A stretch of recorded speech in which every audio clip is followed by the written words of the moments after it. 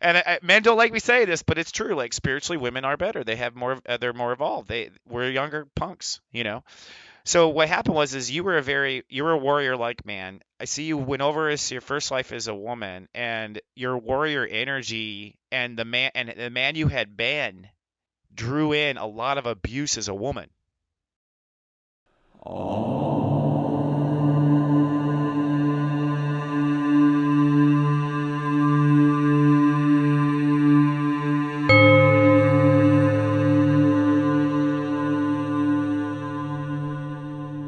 Good day, my friend, and welcome to Namaste Today Weekly.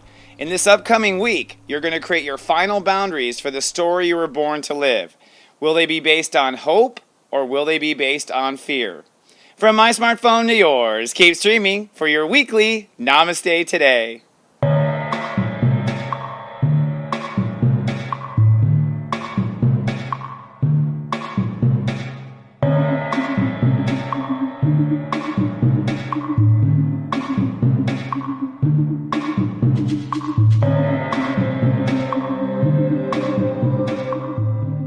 Welcome to Namaste Today, Weekly Edition, your spiritual sneak peek at the upcoming week.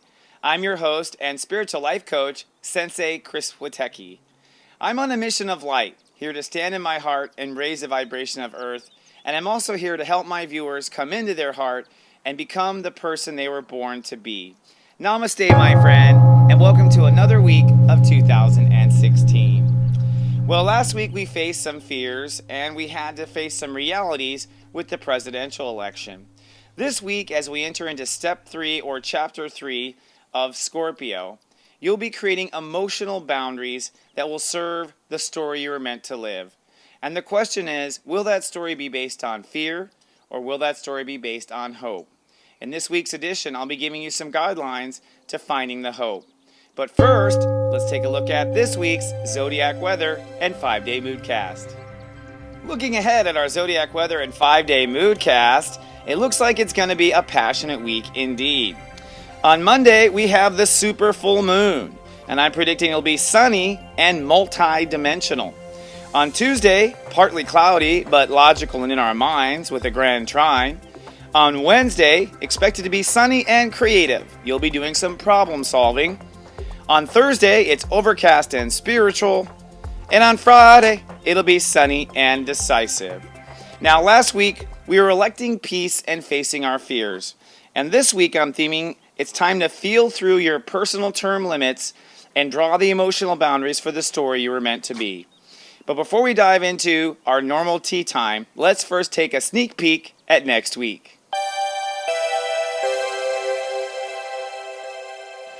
Hello, friends, and welcome to your sneak peek at next week. This is a segment designed to help you Monday through Friday to understand the vibrations and how to take or make the maximum out of your day. Now, on Monday, we have a super moon. This is the closest the moon comes to the Earth, really in decades from what I'm hearing from NASA and reading about. So it'll be a gigantic moon in the sky. Now, this moon is usually the moon we get on Halloween. It'll be a full moon in Taurus, opposing the sun in Scorpio. So the sun in Scorpio is death, the moon in Taurus is birth or manifestation. So literally this is a life versus death kind of opposition. And this opposition is the finalization of your choice. Your choice meaning, are you going to live in fear or are you going to live in hope? And I've written some really deep and powerful blogs and recorded some audio blogs on the mothership at seriousjoy.tv that you can go back and listen to, where I really explain in depth what I mean about these. But it's going to be a transformational day. I'm predicting to be sunny and dimensional on this day. The sun is at step 22, which adds to a 4, Aquarius. Mercury's at step 4, Sagittarius, so we're going to be thinking on a new level, on a new philosophy. Jupiter's at step 13 in Libra, which means we're going to be creating a new dimension with our relationship to ourselves and therefore others. And Mars is at step 4, Aquarius, pushing for the age of Aquarius at a higher dimension. So this supermoon comes down to rising to the level you were born to be at. That's an emotional level. That's an emotional level of treating yourself.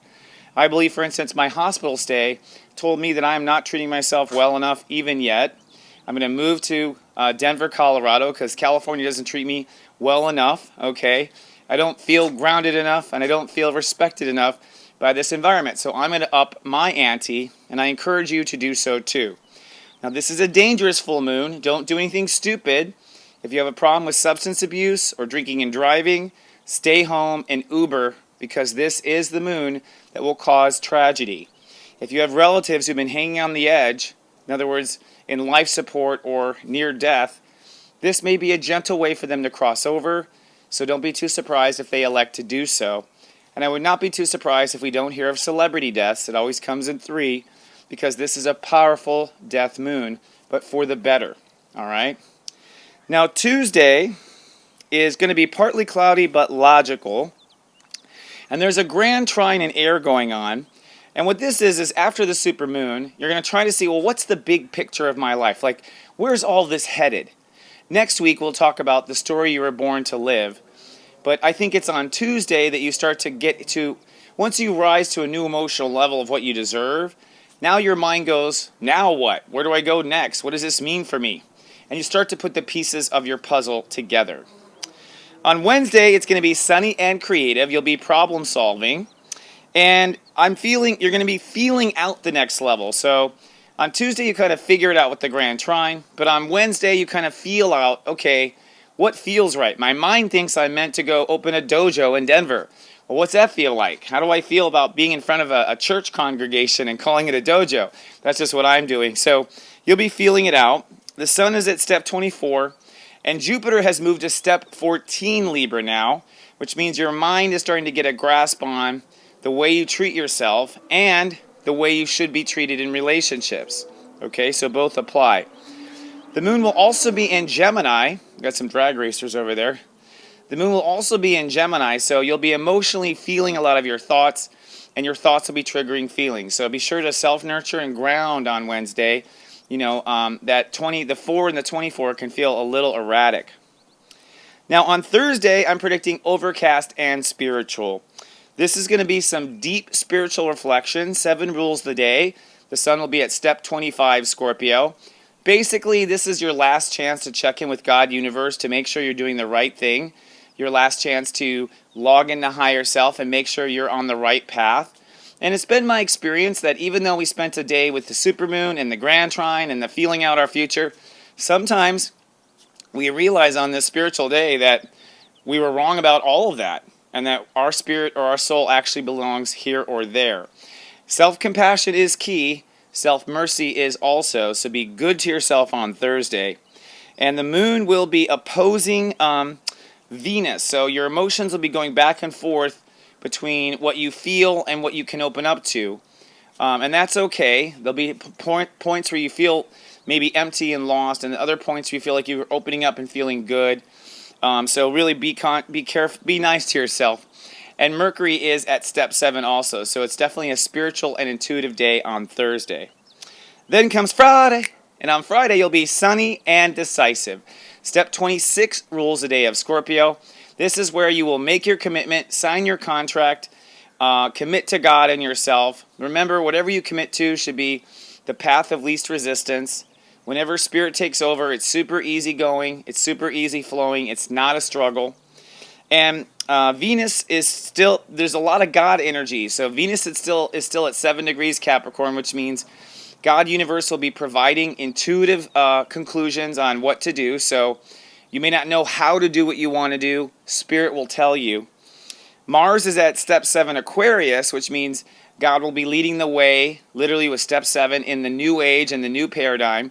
So again, it's your job to know where you want to go. It's God universe's job to tell you how to get there. And the moon will be in the high degrees of Cancer for most of the day on Friday, which means you'll be feeling out your faith and feeling out your future. So although you're deciding on Friday and committing to a plan or committing to the story you were born to live, you're really sensing and feeling out how that'll happen. You're not going to know concretely. Perfect timing. We've got a loud airplane here. Let's now move on to our tea time.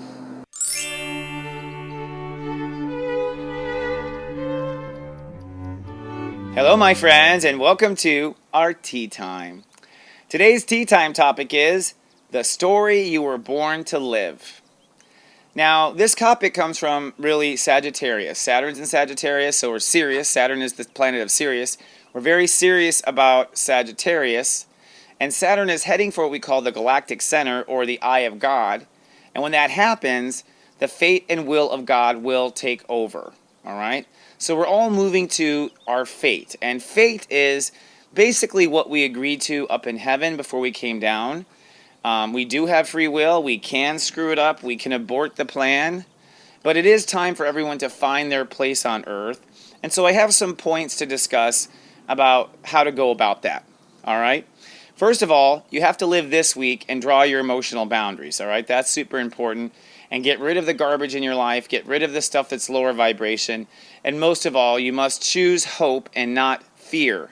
So if you're living in any fear over the supermoon and the weekend, let it go, okay? Fill it with love. And fear can be faced by a plan and by distracting yourself with love, okay? Let it go. Doesn't matter. If there's no evidence, don't buy into it. I always used to say when I was afraid of not having enough money, I would just say, you know what? I'm not going to worry until they're knocking on my door telling me to get out of my house and evict me. I'm not going to sit here and be in fear between now and the time rent is due. And by doing that, I always had the money. Always. Sometimes at the very last minute. Sometimes rent was 2 days late. But I always had the money when I let my heart lead and not fear. So my first point is, you may see the landscape of what's going on. The landscape of President Trump. The landscape of a conservative government. The landscape of the United States perhaps moving backwards and not forward in many of our values. So that said, who are you in the age of Aquarius? Who are you in this age of light? What have you always envisioned? And I know people don't know what their vision is, but you do. Since a child, you've known you want to be a race car driver, or you want to be a filmmaker, or you want to be on camera like Sensei helping others, or one-on-one helping others. So the first point of understanding the story you were born to be is to remember that vision that you had as a youngster, probably age 21 when it starts to get fun, before life got serious at 22, you know what I mean?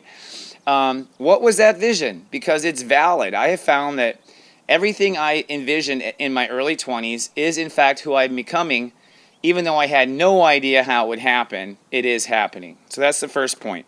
Who were you supposed to be in the age of Aquarius? What did you envision? The second step is, who must you be to yourself now? So if you want to be that pilot, or you want to be that author, or you want to be that sensei to the public, who must you be to yourself? This has to go with Jupiter in Libra, because you need soul support from yourself to manifest your dreams. So if I want to be, well, I'm telling you what I'm going to be. I'm a sensei, but I'm going to open up a dojo in Denver, and I'm going to start doing literal sermons on Sundays. So it's like I'm kind of opening a church, although I don't like that word. I'm going to say dojo, but it's like that's who I'm going to be. So if I want to be this spiritual leader in person, who do I have to be to myself? I have to be compassionate to myself. I have to be patient with myself. I have to be non-judgmental. I have to be non-Catholic, like leave my Catholic, background behind me. Okay? So think about who you must be to yourself. And secondly, who must you be to others if you're going to pursue this particular dream of yours in the age of Aquarius? I know I must be kind. I must be compassionate. I know I must leave my anger at the door, my frustrations at the door. If I want to be this sensei in the spiritual dojo, God's dojo of love, as I call it, then I'm going to have to be kind and compassionate and play that role to others. So in most cases, who you are to yourself is going to be who you are to others. And the third point I want to bring up is about emotional boundaries, and this is where the end of Scorpio energy is important. If I'm going to be if I'm going to be a sensei of light in a spiritual dojo, then where are my emotional boundaries? Where do I have to draw the line? I know I cannot let myself fall into fear. I know I cannot let myself fall into worry. Okay, so there's a lot of personal emotional boundaries that one has to draw with oneself. And I know that I have to have certain boundaries with others. Gone are the days where I teach kindergarten. I'm interested now in the people who are refined. I'm interested now in the people who find my dojo versus going out on the internet and trying to find others. So my boundaries are changing. I'm moving to a new town because I don't think LA is spiritual enough and doesn't have, I mean, there's spiritual people here, but they're too spread out. And they certainly don't go to church on Sundays. So I need to change locations. I need to change the car I'm driving. It was a little too elaborate. I was living that LA dream. So the important thing to process between now and through the week is, what are the new boundaries necessary for the new vision of yourself and the story you were born to live? Now, I'm going to come back on Friday of this week, on Friday, and we're going to talk about another tea time where I'm going to guide you through the beginning of that story, which will be Thanksgiving week. So don't worry, I'll be back every Friday with a week-long Namaste Today show. And of course, come back and watch the show throughout the week. I deliberately put the Zodiac weather in the beginning so you can just get to the weather, and then you can keep watching if you want to review some of this longer stuff. Now, I do want to remind you that although I'm only on the air one day a week on Fridays, I am here 4 days a week with blogs. So come on down to seriousjoy.tv. You'll find some of my most brilliant work. I'm kind of practicing my book right now on you all as hamsters, or as guinea pigs, actually.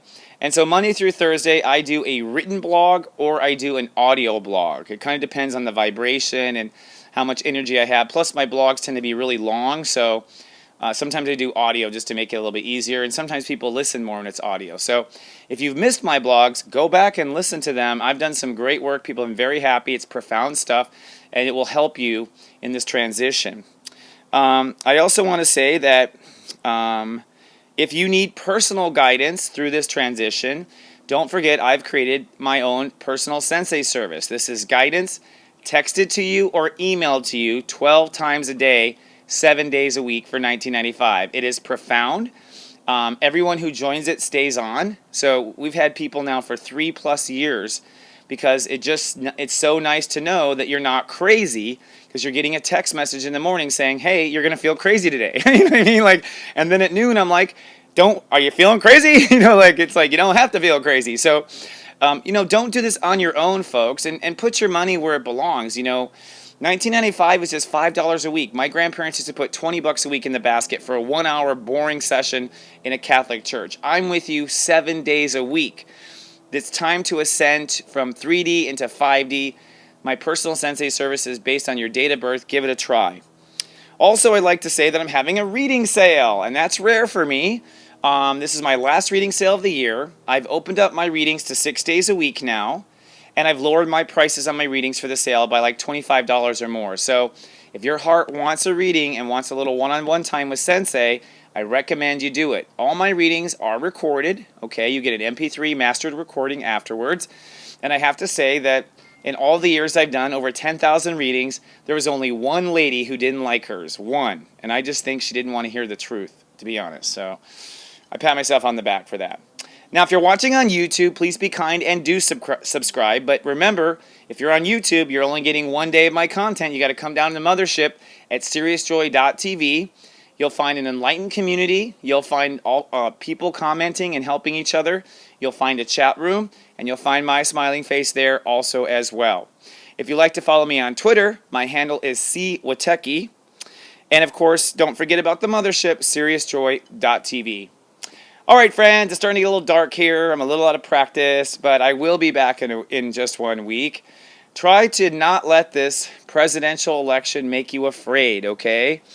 I think that President Trump is here to stir the pot, drain the swamps of D.C., and get people moving. I'm so proud of my light walkers who've stood up and who have said enough is enough. We don't want this. I'm so proud of the gay and lesbian community for saying we will not go backwards in our rights. I am so proud of the Latino community who doesn't have licenses and doesn't have citizenship coming up and standing up and taking that risk to say we will not be deported, this is crap, and our families will not be broken up.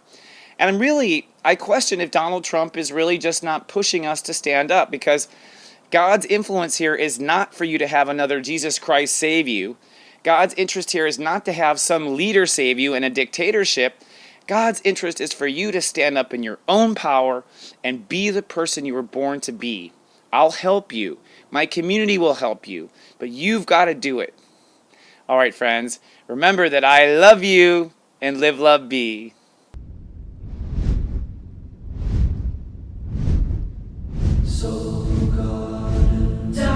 TV.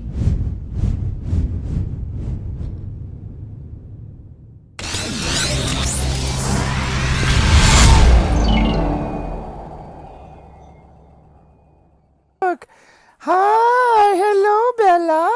Do little Bella dance. Do little Bella